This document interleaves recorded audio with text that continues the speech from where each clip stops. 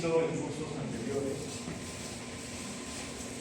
bueno, en un curso anterior específicamente, así que va a ser más que todo un repaso y algo más aplicativo para investigación. A ver, estadística es, digamos, la técnica que usamos para resumir y analizar datos. ¿Para qué? Para obtener conclusiones, ¿ya? Al final nosotros, cuando hacemos una investigación, habíamos dicho, nos hacemos una pregunta. Esa pregunta tiene que ser respondida con datos. Entonces, ¿cómo organizamos, cómo analizamos los datos para que respondan a las preguntas? Es lo que vamos a ver con estadística. Podríamos clasificarlo en dos grandes grupos: estadística descriptiva y estadística inferencial. Estadística descriptiva es para resumir información, nada más. Y la estadística inferencial es para generalizar los resultados de una muestra a una población. Por ejemplo, ¿se acuerdan cuando en la clase de población y muestra dijimos que el proceso de inferir los resultados de mi muestra a mi población se llama inferencia estadística?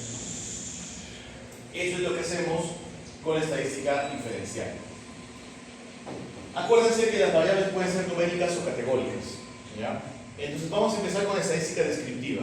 Para describir variables numéricas, ¿qué medida uso? ¿Se acuerdan?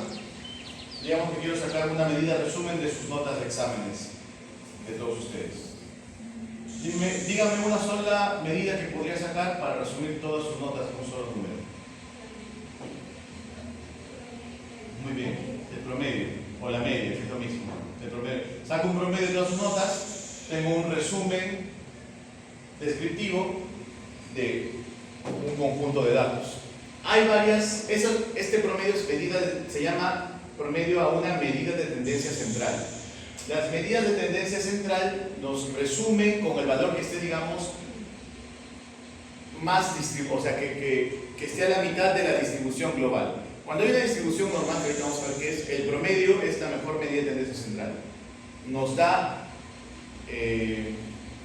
por así decirlo, un valor representativo del conjunto de datos. Pero hay situaciones en las que el promedio no va a ser muy útil, las vamos a ver. Para eso existen otras medidas de tendencia central. Por ejemplo, la mediana. ¿Se acuerdan cuál es la mediana? ¿Se acuerdan cómo se calculaba la mediana? ¿Sí? El número ordenado de todos los datos. Muy bien, está el medio. ¿Saben cómo también se le llama la mediana? Percentil. Percentil 50, muy bien, percentil 50. ¿Por qué percentil 50? Porque está a la mitad. Entonces ahí ustedes inferirán que el percentil 25 será el que está en la primera cuarta parte. El percentil 75 será el que está en la tercera cuarta parte, ¿no? Muy bien. Otra es la moda, que es el valor más frecuente, pero en investigación cuantitativa casi no vamos a usar esto. ¿Ya? Más vamos a usar media o mediana. Ambas, ¿qué cosas son? Son medidas de tendencia central. Acuérdense, ¿ya? Ahora, ¿qué pasa? Por ejemplo, digamos que yo los divido a ustedes en dos secciones. Y en la sección A, digamos que la nota de los exámenes fueron 10, 10, 20, 20. ¿Cuál es el promedio ahí? El ojo. 15, ¿no? Y en la sección B, las notas son 14, 14, 16, 16. ¿Cuál es el promedio? 15. Yo tengo dos salones que tienen dos promedios iguales, pero tienen la misma distribución de datos. ¿Podría decir que han tenido el mismo rendimiento o no? No, los promedios son iguales, pero las distancias que hay de cada unidad con el promedio son diferentes en los dos grupos. Por eso es que no basta reportar la medida de tendencia central, también hay que reportar la medida de dispersión, ¿ya? Estas son algunas de las medidas de dispersión que podemos usar. Más que todo vamos a usar la desviación estándar. Y aquí hay una también que no he puesto, que es el rango intercuartil.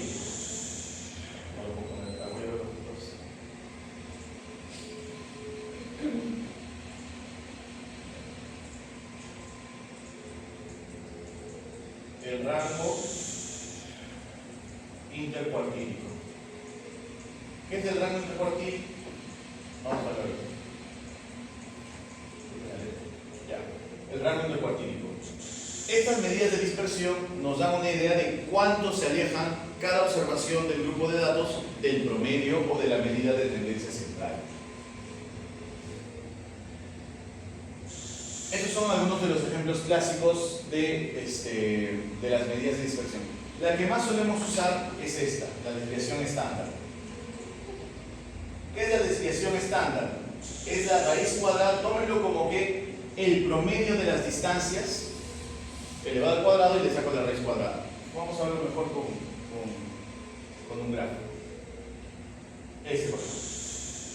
Digamos que tengo un conjunto de datos ya, que se distribuyen de esta forma y esta rayita roja es el promedio. Entonces cada distancia que hay entre cada observación y el promedio, ¿no? Es esto, yo lo opero y lo elevo al cuadrado. ¿Por qué? Para que sea el valor absoluto de la distancia, porque si está por debajo va a ser negativo, ¿no? Y al momento de sumarlo se pueden anular. Entonces yo conservo el valor de cada uno elevándolo al cuadrado y lo divido entre la cantidad de sujetos y a eso le saco la raíz cuadrada. O sea, en términos prácticos es como si sacara un promedio de cada distancia. Esa es la desviación estándar, ¿ya?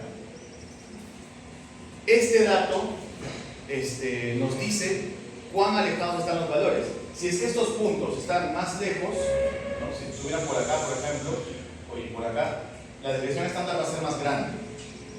Entonces, una desviación estándar más grande me dice que hay mayor dispersión. ¿Se está entendiendo? ¿Sí? ¿Alguien lo entiende? ¿Todo claro? Ya. La varianza en realidad es lo mismo, pero sin sacarle la raíz cuadrada. Se eleva al cuadrado nada más, sin sacarle la raíz cuadrada. El que solemos ver no es tanto la varianza, sino más bien la desviación estándar, que es la raíz cuadrada de la varianza. Luego, hay un concepto que ustedes deben también tener en cuenta cuando trabajo con datos numéricos, que es la distribución normal. ¿Han escuchado hablar de eso en estadística? En teoría, cualquier variable de la naturaleza que sea lo suficientemente grande, cuando no cualquiera, la gran mayoría, se comporta de esta forma. Por ejemplo, la estatura.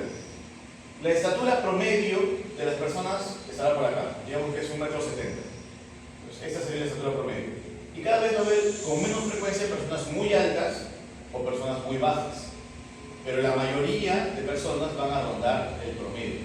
Ese tipo de distribución en la que la mayoría de personas rondan el promedio se llama distribución normal. Y si yo lo pongo en este gráfico que se llama histograma, tiene esa forma, que se le llama campana de Gauss, que es la forma en la que se representa en el histograma la distribución normal. Ahora, hay algunas variables que no se van a distribuir así. Por ejemplo, variables que van a estar sesgadas. Un ejemplo de una variable sesgada a la derecha, por ejemplo, la cantidad de plata que da una persona. Hay personas que ganan mucha plata, pero son muy raras. Entonces, acá, por ejemplo, habrá personas, una que otra persona que ganan mucha plata. La mayoría de gente estamos por acá que ganamos poco, ¿no? O si quiero, al revés, pueden haber datos que estén muy cercanos a la izquierda o muy cercanos a la derecha. Estas distribuciones ya no son distribuciones normales, son distribuciones sesgadas. ¿Se entiende la diferencia entre distribución normal y sesgada? Ya, muy bien. Entonces, aquí es donde empezamos a escoger qué tipo de medidas de tendencia central vamos a usar para nuestros datos numéricos.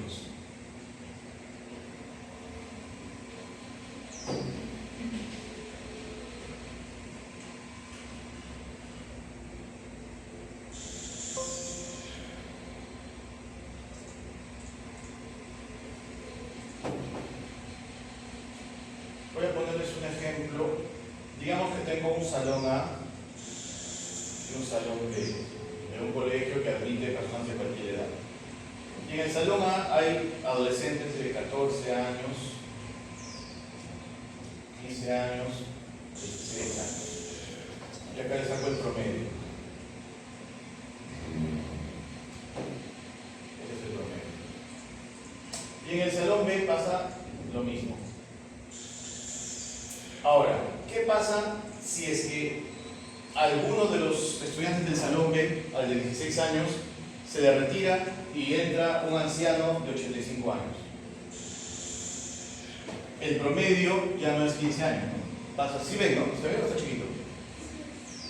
El promedio pasa a ser 26.5 años. ¿Qué pasa si yo les digo tengo un salón en la que la edad promedio es 26.5 años? ¿Qué se imaginan ustedes? Se imaginan un grupo de gente, adultos jóvenes, entre 23, 24, 26, 27 años, por ahí. No se imaginan unos 5 adolescentes de 15 años y un adulto mayor de 85 años. A pesar de que el promedio de eso también es 26.5. ¿No? Ese es un ejemplo de una distribución sesgada, por ejemplo. El salón B, así como está ahorita, es una distribución sesgada. Entonces, cuando tengo distribuciones sesgadas, el promedio ya no es un buen indicador de una medida de tendencia central. ¿Por qué? Porque el promedio suele afectarse mucho por valores extremos, que es lo que suelo encontrar en distribuciones sesgadas. ¿Cuál sería la mediana del salón A?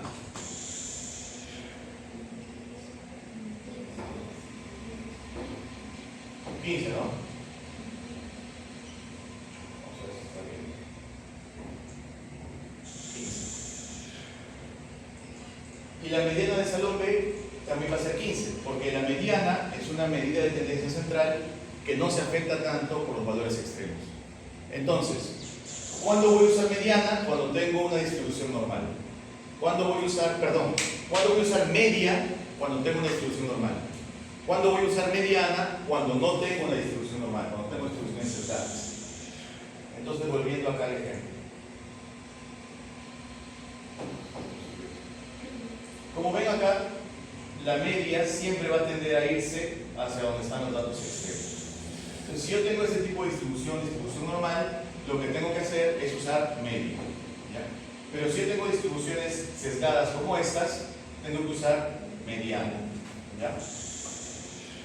Bien, ¿cómo calculaba la media? La media es una medida de tendencia central que suele acompañar de una medida de dispersión en particular, que es la desviación estándar. Ya habíamos dicho que no solo tengo que presentar la medida de tendencia central, sino que tengo que presentar la medida de tendencia central con la medida de distribución. La media es una medida de tendencia central que se presenta con la desviación estándar, más de la mano. Vamos a ver algunos ejemplos, pero casi en todos los artículos la media se acompaña de la desviación estándar. La media es la medida de tendencia central y la desviación estándar es la medida de dispersión. ¿Está claro? ¿Sí? Ya. Pero ¿qué pasa si hay una distribución normal? En ese caso tendré que calcular la mediana. Que ustedes me parece que ya saben cómo se calcula. ¿No? El valor que está en medio. Por eso también se llama percentil 50. Pero la medida de dispersión que acompaña a la mediana ya no es la desviación estándar, sino que es el rango intercuartílico, que les puse hace un rato que les escribí. El rango intercuartílico es una medida de dispersión que no es un solo dato, son dos, por eso es un rango, tiene un límite inferior y un límite superior. El rango intercuartílico es un rango que va del percentil 25, que es este, ¿no?, hasta el percentil 75, en este caso es este. Como son dos valores los que coinciden en el punto donde debe estar el percentil 25, se considera el promedio de esos dos valores como el percentil. ¿Se entiende, no? ¿Sí? Por ejemplo aquí, ¿cuál sería acá la mediana? En el ejemplo 1, cuando hay datos pares. ¿Cómo? ¿Cuál sería la mediana? No hay un valor central. Hay dos valores centrales, que son 9 y 11. Entonces, ¿cómo calculo la mediana ahí? ¿Cómo? Entre dos, claro, o sea, sacándole el promedio básicamente, ¿no? Sacándole el promedio 9 y a 11, que sería 10. ¿Cuál sería el rango intercuartílico de los datos de arriba?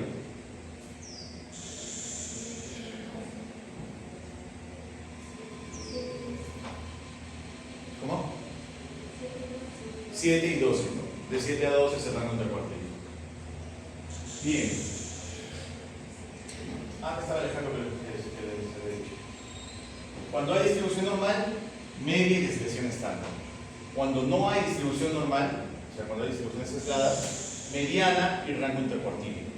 ¿Ya? Está claro entonces el análisis descriptivo de valores numéricos. ¿Ya? Primero saber si es normal o no. Si es normal, usaré media y desviación estándar. Si no es normal, usaré mediana y rango intercuartílico. Este tipo de medidas de media y desviación estándar se llaman medidas paramétricas. Por el otro lado, la mediana y los rangos intercuartílicos son medidas posicionales, no son paramétricas. Ahora las variables categóricas. Las variables categóricas no se representan en números, por lo tanto, ya no calcularé promedios, medianas ni desviaciones estándar. Como son categorías, lo que puedo hacer es contarlas. ¿Cuántos hay en cada categoría? Y acá tengo dos medidas principales, las frecuencias absolutas y las frecuencias relativas. que a veces vamos a llamarles de manera simplificada frecuencia y porcentaje.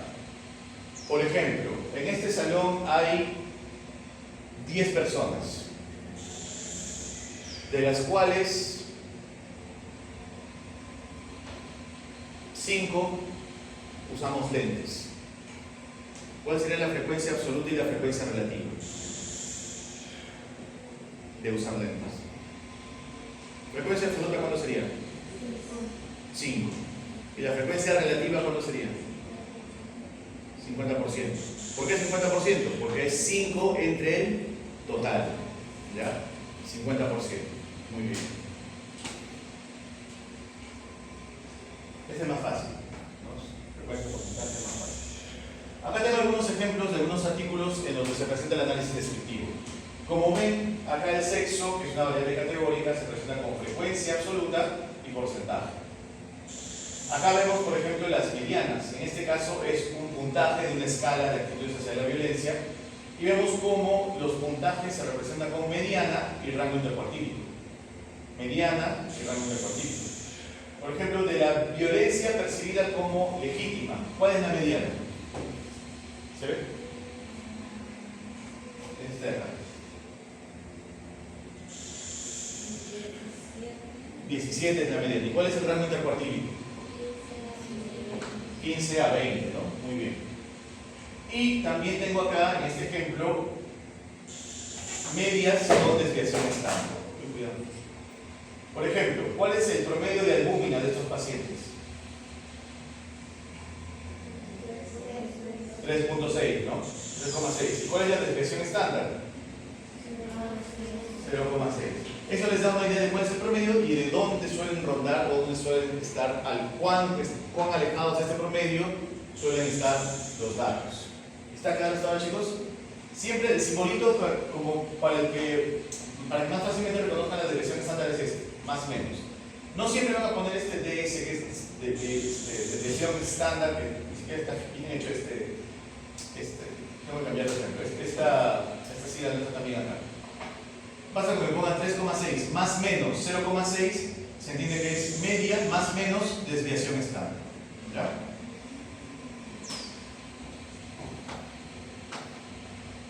Bien, hay unos gráficos también que pueden ayudarme a presentar los datos. Ahorita hemos visto tablas, pero también puedo ver con gráficos, ¿no? Acá donde puedo ejemplificar frecuencias absolutas, ¿no? Y si acá en el eje son porcentajes, también puedo ejemplificar porcentajes. Estos quizás son los datos más útiles para presentar frecuencias, las barras, porque nos da una idea gráfica de la diferencia que hay entre categorías. Estos de torta pueden ser útiles siempre que las categorías sean excluyentes y no haya categorías muy chiquitas. Si hay categorías muy chiquitas, en este caso hasta acá es entendible, ¿no? Pero hay categorías, digamos, de 0.01 ya no se aprueban. Y siempre que sean excluyentes, o sea, alguien que es lactante no puede ser preescolar, pero si es que no son excluyentes, usaré barras. ¿Ya? Y los box plot son medidas, son gráficos para presentar variables numéricas, especialmente cuando quiero presentar medianas y rangos intercuartílicos. Por ejemplo, esta raya que está en el medio de la caja es la mediana, ¿no? Acá está el eje donde está la mediana. Y los límites de la caja son el rango intercuartílico, ¿no? Y luego estos son los límites mínimo y máximo de cada distribución. Entonces me permite comparar gráficamente las distribuciones en distintos grupos. ¿Hasta acá alguna duda? ¿Todo claro? ¿Sí? Ya. Ahora vamos a ver la estadística inferencial. La estadística inferencial lo que busca es inferir un resultado en la población a partir de los resultados de una muestra. ¿Ya? Generalmente, cuando yo hago contraste de hipótesis, ¿se acuerdan de lo que habíamos hablado de contrastes de hipótesis? Por ejemplo, si yo quiero ver la relación entre fumar y tener cáncer, para eso hago un estudio de cohortes. Tengo un grupo expuesto que fuma y un grupo expuesto que no fuma. Y les hago un seguimiento por varios años. Y después del seguimiento veo que los que fuman tienen 20% de cáncer y los que no fuman tienen 10% de cáncer. ¿Qué prueba de contraste de hipótesis me correspondería hacer ahí? De estas.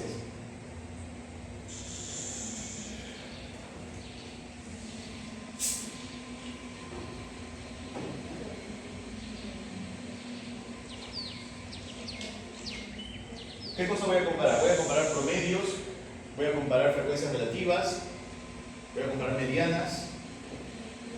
¿Cómo? El ejemplo es que los que fuman tienen 20% de cáncer. los que no fuman tienen 10% de cáncer. ¿Qué tipo de desenlace es el cáncer? ¿Categórico o numérico? Sí, no, es categórico, muy bien. Categórico. ¿Cómo representaban las categorías? Con promedios, medianas, frecuencias y porcentajes. Frecuencias y porcentajes.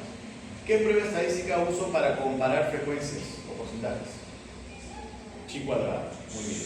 ¿Qué pasa si en vez de comparar el porcentaje de cáncer en los dos grupos, lo que quiero comparar es el nivel de hemoglobina en los dos grupos? El promedio de hemoglobina en los que fuman frente al promedio de hemoglobina en los que no fuman. ¿No? Ahí estoy comparando promedios. ¿Qué pasa si en vez de comparar promedios, quiero comparar la mediana? De repente mi hemoglobina no tiene una distribución normal, ya no uso promedio, uso mediana. ¿Qué prueba usaré? La U de Mann-Whitney, ¿no? ¿Y esto por qué se hace? Porque ustedes dirán, pero ¿por qué tengo que comparar si estoy viendo que la diferencia, los que fuman tienen menos hemoglobina que los que no fuman? Esta es la diferencia. Pero eso es lo que yo observo en la población, en la muestra. Esa es la estadística descriptiva. Cuando yo quiero extrapolar esa diferencia a la población, tengo que hacer estadística inferencial. ¿Ya? Por eso es que hago estas pruebas de contraste de hipótesis. Porque no tendría sentido si yo veo que los que fuman tienen menos hemoglobina que los que no fuman. ¿Para qué voy a hacer un test student para saber si son diferentes si yo veo que no son iguales? Lo hago para extrapolar esa diferencia a la población. Por eso es una prueba inferencial. Generalmente ese tipo de pruebas inferenciales van a reportarnos un resultado que es el valor de P. Este valor de P es con el cual vamos a decidir cuál de las posibles hipótesis de cada prueba vamos a tomar como cierta. Toda prueba estadística tiene dos posibles hipótesis: la hipótesis nula y la hipótesis alternativa. En el ejemplo que les puse, yo quiero saber si fumar aumenta el riesgo de cáncer. Los que fuman tienen 20% de cáncer, los que no fuman 10% de cáncer. Voy a aplicar chi cuadrado. ¿Cuál sería la hipótesis nula del chi cuadrado? Fumar no aumenta el riesgo de cáncer, pero matemáticamente, ¿qué significa esa hipótesis nula? Fíjense de esta pista que está por acá.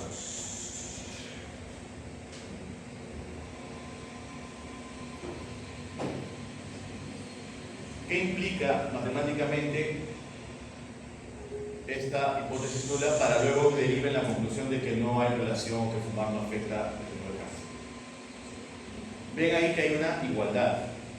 La hipótesis nula sucede o propone que el riesgo de cáncer en los que fuman es igual al riesgo de cáncer de los que no fuman. O sea que en la población el porcentaje de cáncer de los que fuman y los que no fuman son iguales. Ambos porcentajes son iguales. Y de eso deriva de que no hay asociación. ¿Se entiende? La hipótesis alterna, por el contrario, lo que dice es que son diferentes. ¿No? Pues, si yo encuentro que los que fuman tienen más cáncer que los que no fuman en la población, son diferentes, entonces fumar sí aumenta el riesgo de cáncer. O sea, tú estás no fumando y tu riesgo de cáncer es 10. Pasas a fumar, tu riesgo de cáncer sigue siendo 10, no hay asociación. Fumar no aumenta el riesgo de cáncer. Pero si tú no estás fumando y tu riesgo de cáncer es 10, pasas a fumar y tu riesgo de cáncer aumenta a 20, y esa diferencia es estadísticamente significativa, entonces fumar sí aumenta el riesgo de cáncer. ¿Me dejo entender? Esa es la lógica por la cual la diferencia de proporciones, en este caso como es chi cuadrado, la diferencia de proporciones, significa que sí hay asociación. Y la igualdad de proporciones significa que no hay asociación. ¿Se entiende? ¿Sí? Ya. Yo puedo cometer errores cuando hago esto. Un error que puedo cometer es decir que sí hay asociación cuando en realidad no hay asociación. Ese es el error tipo 1, que es rechazar la hipótesis nula cuando la hipótesis nula es verdadera. La hipótesis nula es la que dice que no hay asociación. Y yo la rechazo erróneamente, digo que sí hay asociación, cuando en realidad no hay asociación. Ese es el error tipo 1. ¿Se entiende? Siempre tengo un 5% de probabilidad de cometer este error tipo 1. Porque no puedo hacer una inferencia perfecta, siempre tengo un 5% de probabilidad de cometer este error tipo 1. O sea, de decir que sí hay asociación cuando en realidad no hay asociación. Y el error tipo 2 es cuando digo de que no hay asociación cuando en realidad sí hay asociación. O sea, no rechazar la hipótesis nula cuando la hipótesis nula es falsa. O sea, aceptar la hipótesis nula es decir que no hay asociación, cuando en realidad sí hay asociación. La hipótesis nula es falsa, sí hay asociación. ¿Se está entendiendo? ¿Sí? El porcentaje o de probabilidad de cometer este error tipo 2 depende del tamaño, depende de la potencia estadística. Ya hemos hecho la clase de tamaño de muestra. ¿Se acuerdan que cuando hacemos el tamaño de muestra yo ponía un parámetro que era la potencia, que era el 80%? ¿Se acuerdan? Esa potencia 80% derivaba en que voy a tener un porcentaje de probabilidad de cometer error tipo 2 del 20%. Si mi potencia hubiera sido 90%, tendré un porcentaje de error tipo 2 del 10%. Si mi potencia hubiera sido 50%, mi porcentaje de error tipo 2 será 50%. Entonces, ¿por qué le puse 80 y por qué no le puse 99? Porque ponerle más potencia implica tener un tamaño de muestra más grande, que no siempre lo voy a poder hacer. Entonces, el aceptable, mínimo aceptable que se tolera por consenso es 80%. ¿Se está entendiendo hasta ahora, chicos? ¿Alguna pregunta? ¿Algo que no se haya entendido? ¿Todo claro?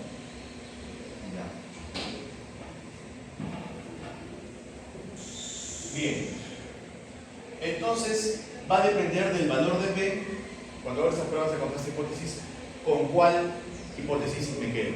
Ya vamos a ver algunos ejemplos.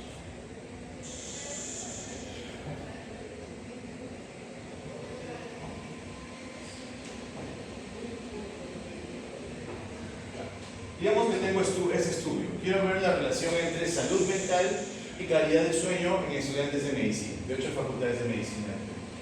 Y dentro de los resultados del estudio, tengo este resultado que quiero explorar.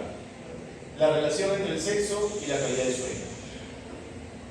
Primero, los porcentajes, ¿sí los ven, no? Los porcentajes de esta tabla. ¿Suman 100 en filas o suman 100 en columnas? Suman 100 por cada fila. Entonces, los grupos de comparación son hombres frente a mujeres. ¿Qué porcentaje de mujeres son malas dormidoras? 82.21%. El 82.21% de las mujeres duermen mal. ¿Qué porcentaje de varones son malos dormidores?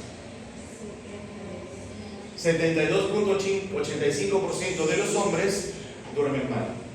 ¿Quién duerme peor, los hombres o las mujeres? Las mujeres. Las mujeres duermen peor porque tienen más porcentaje de dormir mal. ¿Qué prueba estadística tendría que usar para contrastar esta hipótesis?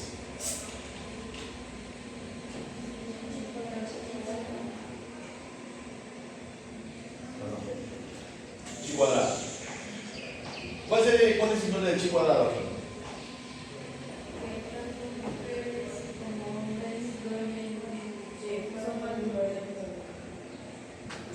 Hay que cuantificarlo. O sea, son malos dormidores.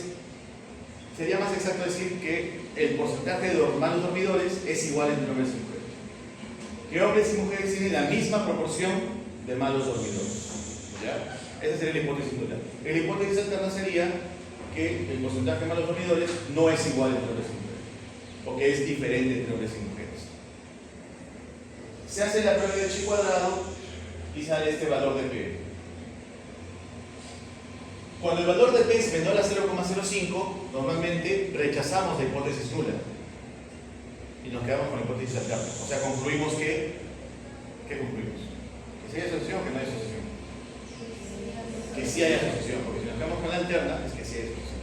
Cuando el valor de P es 0,05 o más, normalmente no rechazamos la hipótesis nula. O sea, aceptamos la hipótesis nula. Concluimos de que no hay asociación. ¿Sí está claro, no? En este caso, ¿qué opinan? ¿Hay asociación o no hay asociación? Levante la mano los que dicen que sí hay asociación. Menores, por si acaso. Menor a 0.01, por si acaso el valor es menor a 0.01. Levante la mano los que dicen que no hay asociación. Ya, está bien. Sí hay asociación. ¿Por qué es menor a 0,05? Obviamente, si un valor es menor a 0,01 es porque es menor a 0,05. Aquí esa tabla tiene un detalle que no me gusta, que es que en esta comparación, cuando comparamos los que desaprueban y no desaprueban, primero, ¿cuál es el porcentaje de malos dormidores en los que en los que desaprueban. 77.04. ¿Cuál es el porcentaje de malos dormidores en los que no desaprueban? 76.83, ¿no? ¿Sí? ¿Quiénes desaprueban más? Perdón, ¿quiénes duermen peor? ¿Quiénes tienen más porcentaje de malos dormidores? ¿Los que desaprueban o los que no desaprueban? Los que desaprueban tienen más porcentaje de malos dormidores, 77 frente a 76. Pero el valor de P, cuando hago el contraste de hipótesis con chi cuadrado, me sale SNS significa no significativo. Acá es un error de la revista. Lo ideal hubiera sido que pongan cuál es el valor de P. Probablemente el valor de P haya sido 0,675. 0,675 significa que, ¿qué hipótesis se acepta acá? ¿La nula o la determinada? La nula, que no hay asociación. No hay diferencias significativas. O sea, esa diferencia que estoy observando ahí, cuando lo extrapolo o lo infiero a la población, ya no va a ser diferente, va a ser igual. Y por eso es que concluyo de que no hay asociación entre desaprobar el examen y tener mala calidad de sueño. ¿Se entiende? ¿Sí? Aquí hay otra medida que es la razón de prevalencias.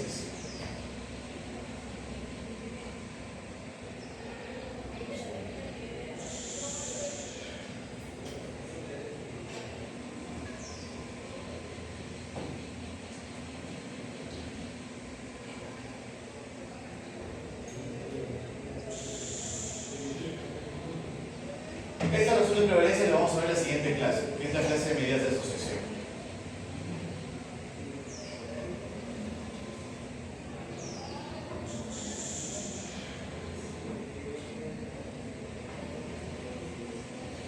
Veamos ahora este.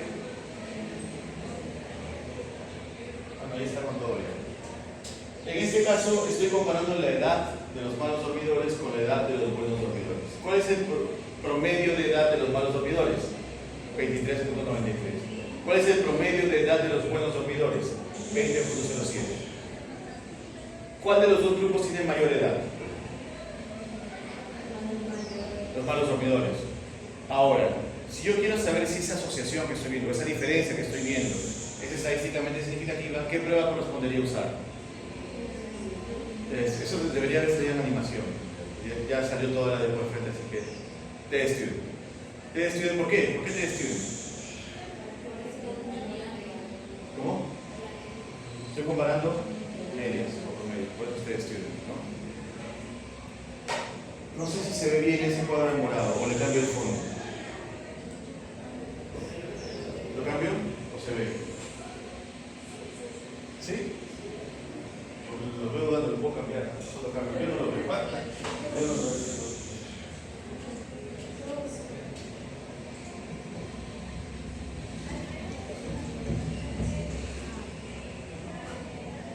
Ya.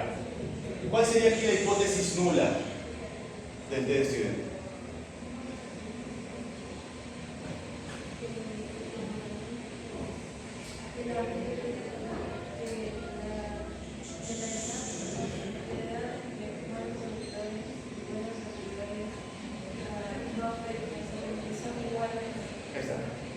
Son iguales. La edad de los buenos dormidores es igual a la edad de los malos dormidores. Como este student concretamente es el promedio o la media de la edad de los buenos dormidores, es igual a la media de la edad de los malos dormidores. Esa es la hipótesis nula. El valor de P que me salió tras aplicar la prueba de student fue de 0.001. ¿Con cuál hipótesis me quedo entonces? ¿La nula o la alterna? La alterna. La edad de los buenos dormidores es diferente a la edad de los malos dormidores. Pero acá yo tengo un dato adicional. Yo sé que los que tienen mal dormir tienen mayor edad. Entonces, concluiré como el valor de P significativo que esta es una conclusión, digamos, formal cuando hago este tipo de pruebas, ¿no? Primero menciono la población. En los estudiantes de medicina, la media de la edad del grupo con mal dormir fue significativamente mayor, 23.93 más o menos 1.73, en comparación con la de los buenos dormidores, 20.07. La diferencia de promedios fue de 3.86. Si yo resto estos dos, 3.86. Y el resultado de la prueba del student mostró una significancia estadística. Por lo tanto, existe relación entre la edad y la calidad del sueño. ¿Se entiende? Veamos este otro ejemplo. En este caso, ¿estoy reportando medianas o medias? Medianas, ya no medias.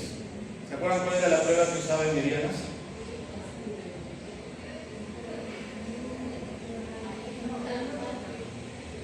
Está ahí. U de Mann-Whitney. Prueba U de Mann-Whitney. Es un poco difícil de acordarse.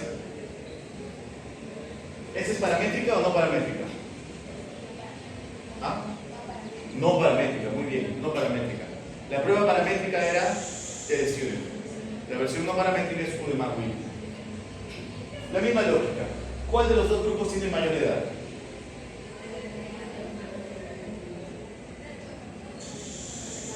El de Mann-Dormir, muy bien.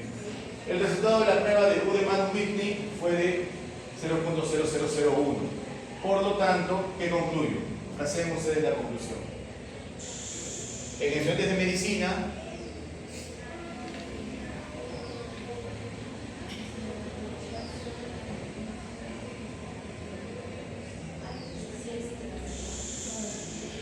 pero antes de eso, en estudiantes de medicina, la mediana de la edad de los que duermen mal es significativamente mayor o diferente a la edad mediana de los que duermen bien. Con una prueba de U de Mann-Whitney estadísticamente significativa, P de tanto. Por lo tanto, ¿existe o no existe relación? Y existe relación entre la edad y la calidad del sueño.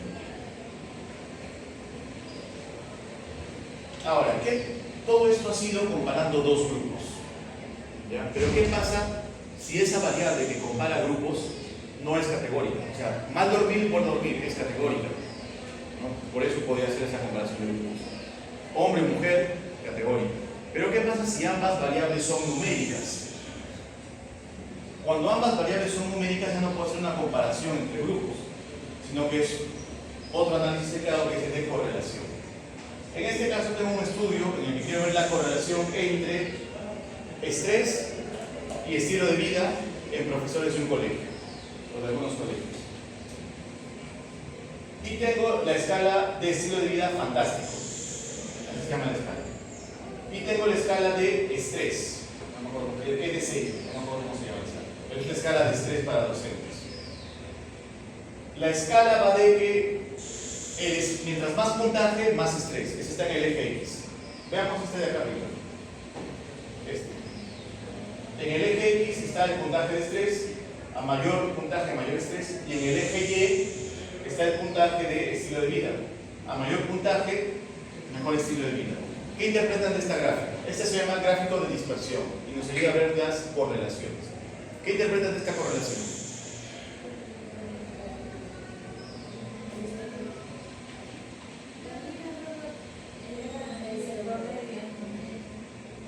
¿Perdón? No es ese tipo de gráfico. A ver, mejor les presento un poquito más antes. Este tipo de gráficos se llaman gráficos de dispersión y nos ayuda a ver la correlación entre dos variables numéricas. Por ejemplo, yo quiero saber si hay correlación entre la estatura de una persona con el tamaño de la palma de su mano. Normalmente las personas más altas van a tener palmas más grandes. Puede que una persona grandaza que tenga la mano chiquitita, o personas chiquititas que tengan la mano grandaza, puede darse. Pero en general, en promedio, va a haber una correlación. Mientras más aumenta la estatura, más va a aumentar el tamaño de la palma de la mano, ¿no? Eso se entiende. Ese tipo de correlación se representa con gráficos como este, por ejemplo, en los que hay una tendencia así, de esta forma. Eso significa que conforme uno aumenta, el otro aumenta también. Ahora, ¿qué pasa si hay una relación inversa? De repente, las horas de actividad física por semana y el IMC. Una persona que hace más actividad física tendrá menos IMC, ¿no? Entonces, la forma de correlación que vamos a ver ahí será como esta, más o menos. O sea, ya no va a ser así, sino que va a ser así. Esto se cuantifica. ¿Cuán perfecta es la correlación? Se cuantifica con unas pruebas que se llaman correlación, pruebas de correlación. Hay dos formas, la de Pearson y la de Spearman, pero básicamente se interpretan parecido o igual, Mientras más se acerque el coeficiente de correlación a 1, más perfecta es la correlación. Un coeficiente de correlación de 1 significa que si X sube 1, Y sube 1. 1, 1, 1. Entonces calza todo perfecto. Algo que casi nunca vamos a encontrar en la naturaleza. Y lo mismo de manera inversa. Pero en la realidad vamos a estar rondando entre el menos 1 y el 1. El menos 1 es cuando es una correlación inversa perfecta. Uno sube, el otro disminuye. ¿Ya? ¿Se está entendiendo? ¿Sí? Entonces acá lo que vemos es una correlación con un coeficiente de correlación de menos 0.39. O sea, es una correlación inversa. Mientras sube un puntaje, baja el otro. O sea que mientras el estilo de vida mejora, el estrés baja.